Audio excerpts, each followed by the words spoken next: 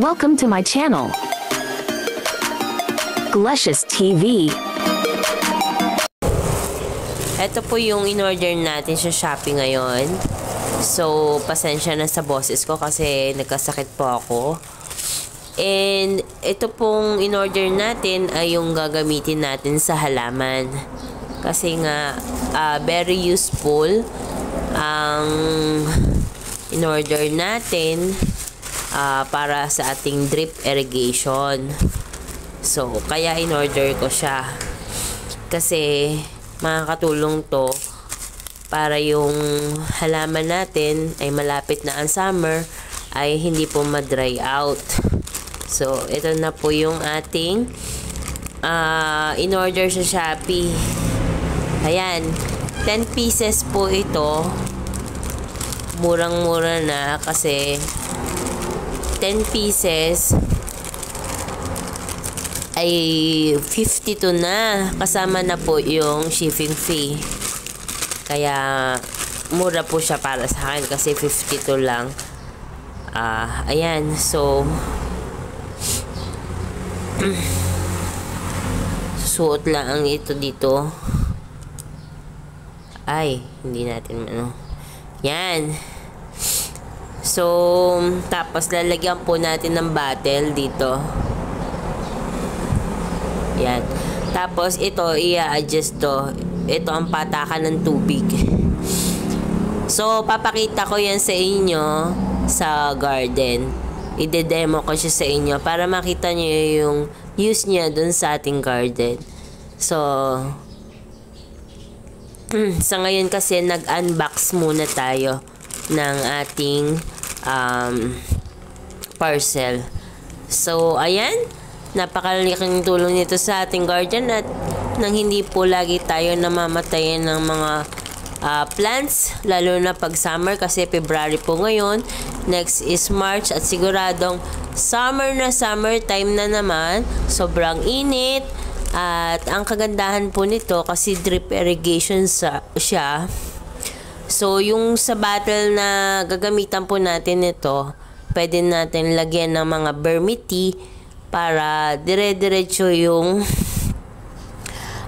drop ng vermity sa ating halaman. Okay? So yan guys, 52 pesos lang. Kasama na po yung shipping fee dun. So ito yung demo ng Shopee kung paano gamitin. Yan. So ganyan kasimple.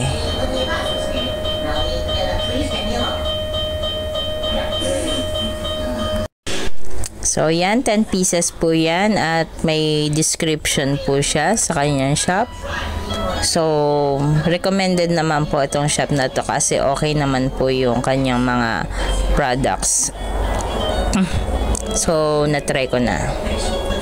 Good and mura lang. Ayan guys, ito na po yung example ng ating drip irrigation yung nabili. So nilagyan ko na siya ng tubig, pinuno ko na. So ito ay used bottles ng mga soft drinks, 1.5 liters. Tapos andito yung adjust, dito nag-a-adjust ng tulo ng mga droplets. Tapos dito lalabas. Ito naman yung holder ng bottle para siya ay itutusok sa lupa, ibabaon para may holder po ng ating bottle.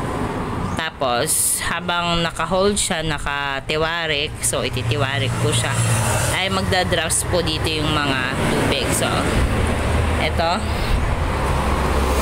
sample. So dito sa sensation natin, so pansinin nyo, ayun, may droplets.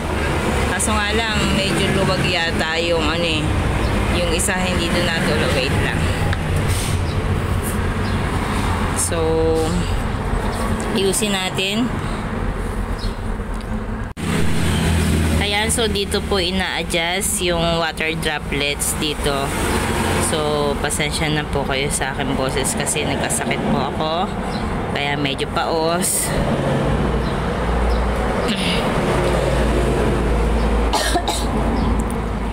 So, yun nga. So, dito, i-adjust. Tapos, ayan. Dito, ina-adjust. Tapos, dito yung droplets. So, try natin. Lagay na natin. Ayan.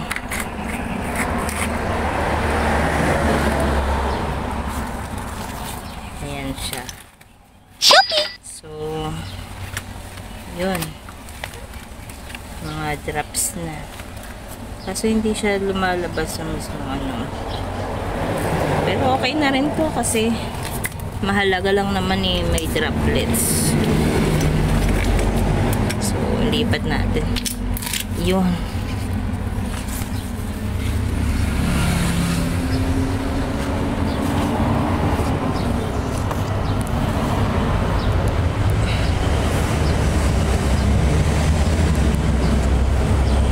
Natin dito yun,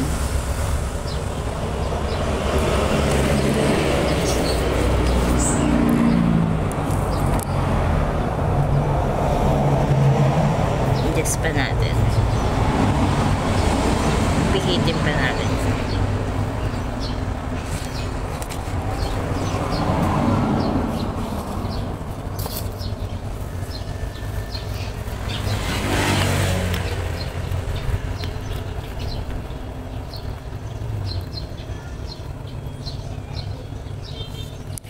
Kasi nyo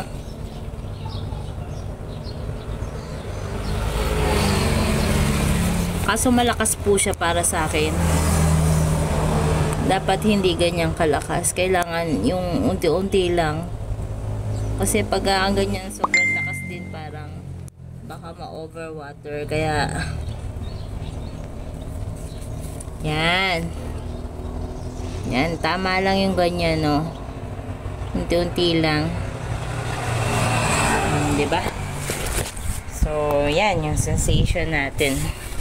Nilagyan natin ng drip irrigation.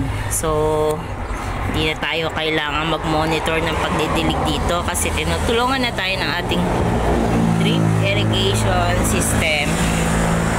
Ayan, diba?